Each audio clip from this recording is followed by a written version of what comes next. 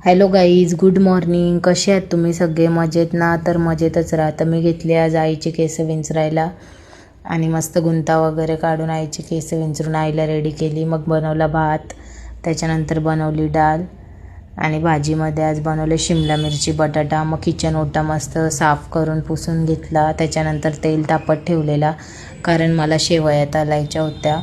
मग शेवया तळून घेतल्या. मग सगळ्या शेवया मस्तपैकी तळून झाल्या. मग त्याच्यानंतर मस्त जेवून घेतला आणि जेवून मस्तपैकी आराम केला. आणि मग हिला अभ्यास नव्हता करायचा म्हणून ही रडायला लागली. तर आजचा क्लायमेट आमचा बघा, एक नंबर व्ह्यू होता. त्याच्यानंतर ही मैत्रिणीशी गप्पा मारत होती. त्याच्यानंतर आम्ही बनवली मस्तपैकी घरात चायनीज भेल.